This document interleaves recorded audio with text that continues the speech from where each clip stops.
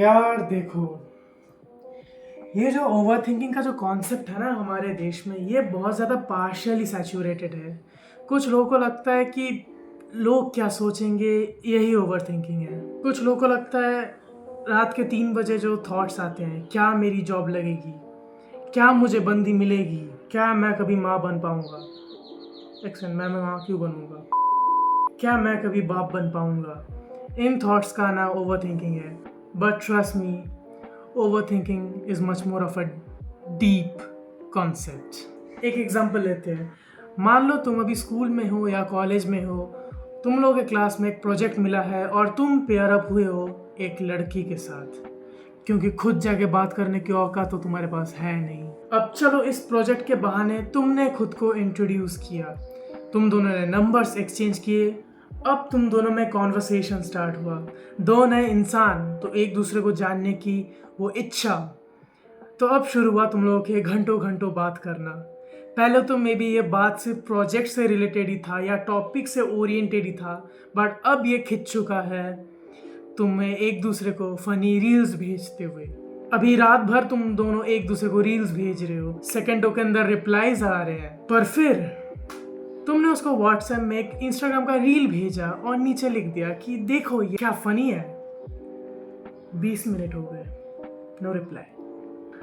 तुमको लगा होगा ठीक है, मे बी सो रही होगी या नहाने गई होगी शाम के 4 बजे। हाँ ठीक है, हम बंगाली लोग हैं, अभी 4 बजे नहाने चले जाते हैं। 1 घंटा हो गया, नो रिस्पॉन्स। तुम फोन पकड़ के बैठे हो और बस एक ही चीज सोच रहे हो, यार 1 घंटा हो गया, मैसेज सीन तक नहीं की, नहीं उसका कुछ किसी से चक्कर तो, और तुमको पता चलता है तुम्हारा डेटा पैक खत्म हो गया। नहीं, एनीवेज 1 घंटा हो गया। अब तुम्हारे ब्रेन के वांदे लगने शुरू, यार ऐसे क्या भेज दिया मैंने, ज्यादा क्लिंगी हो गया क्या, am I not masculine enough, क्या मुझे कभी बैडी मिलेगी। फिर अचानक तुम नोटिस करते हो कि सामने से रिप्लाई आया। 2 सेकंड लगा टाइपिंग का वो मैसेज शो करने में, और फिर रिप्लाई आता है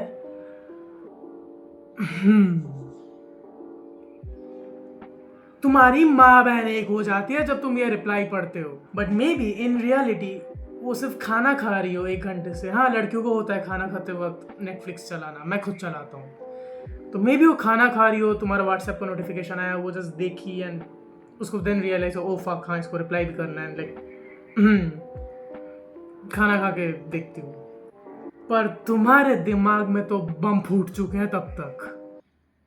मैं साला पैदा ही गलत समय में हो गया, कोई मुझे पसंद क्यों नहीं करता, ये सारी लड़कियां ऐसी होती हैं, साली मादर। यार हमें ना अनसर्टेनिटी से बहुत ज्यादा डर लगता है, क्योंकि पता है हमारे ब्रेन को क्या पसंद है, गारंटीज, कंट्रोल और क्लियर आंसर्स। बट जैसे ही इन तीनों में से कोई एक चीज हमसे छिन जाए, हमारा ब्रेन बौखला जाता है, हमारा ब्रेन चला जाता है सर्वाइवल मोड में, क्योंकि उसकी फट चुकी है गांड। और फिर तुम करने लगते हो double text, triple text, million text, और रिजल्ट क्या आता है, ब्लॉक, क्योंकि तुमने कर दिया उस लड़की को इरिटेट। तो इसी तरह तुमने अपनी कब्र खुद ही खोद दी। चलो अब बात करते हैं बच्चों के एग्जाम्स के रिजल्ट्स को लेके। और यार एग्जाम्स ने तो बच्चों की अलग से मार रखी है, और ट्रस्ट मी, मैंने ऐसे बहुत बच्चे देखे, इनमें मैं खुद भी उनमें से एक हूँ। रिजल्ट्स निकले के 10 दिन बचे होंगे, मेरी तब तक फट चुकी होगी। अगर मैं फेल हो गया तो, अगर मेरी जगह सीबीएसई ने किसी और का पेपर अपलोड कर दिया तो, लाइक ट्रस्ट मी, रिजल्ट्स निकले नहीं है, 10 दिन हाथ में बचे हैं, और मैं खुद को गंजी बनियान में हाथ में बाटी लेकर सड़क पे भीख मांगते हुए खुद को इमेजिन कर लूंगा, और 10 दिन बाद पास, राहत की सांस। पर जो 10 दिन तक बॉडी ने और ब्रेन ने जो टॉर्चर सहा, उसका क्या, क्योंकि हमारा बॉडी रियल लाइफ सिचुएशन और इमेजिनरी सिचुएशन में डिफरेंशिएट नहीं कर पाता, और हमारा ब्रेन हमें ऐसे ऐसे सिचुएशंस बना के देता है कि साला नेटफ्लिक्स फेल हो जाए। देखो, ब्रेन तुम्हारा दुश्मन नहीं है, तुम्हारा ब्रेन तुमको बद से बद सिचुएशंस में इसलिए डालता है कि तुम उन चीज़ों से डील कर सको। और सोशल मीडिया ने तो अलग सी मार रखी है हम लोगों की। यहाँ हर 18 साल का बंदा करोड़पति है, हर 17 साल के पास एक 25 साल की बैडी है, हर किसी की परफेक्ट रिलेशनशिप, हर किसी की परफेक्ट फैमिली, हर किसी का परफेक्ट वेकेशन। और फिर एक तुम जो नींद से उठ के आईने के सामने खुद का शक्ल देख लो तो सबसे पहला रिएक्शन आता है ईश।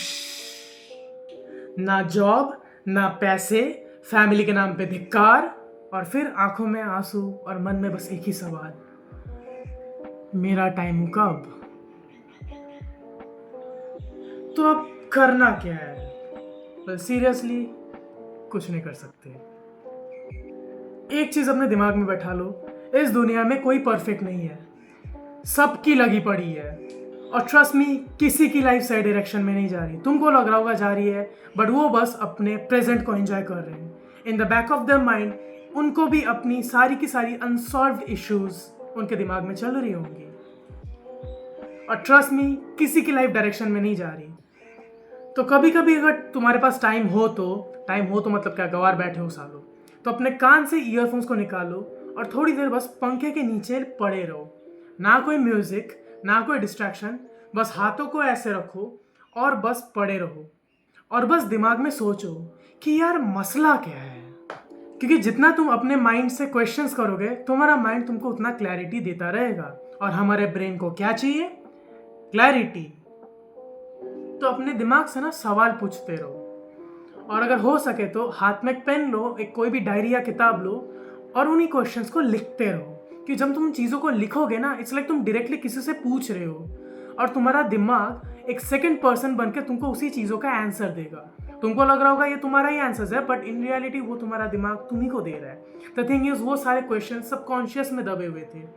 जब तुम उस पेना पेपर को लेके लिखोगे ना, वो सब चीज़ सबकॉन्शियस से आके तुम्हारे कॉन्शियस सेल्फ में आ जाएगा।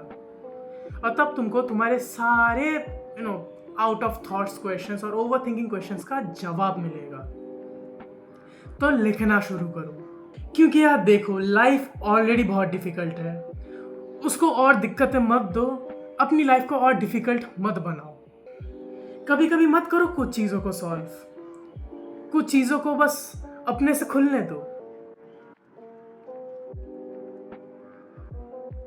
Let the reality unfolds itself. Because the moment you stop trying to predict every bad possibility is the moment you finally start living and can get out of that hell that you have created for your own self.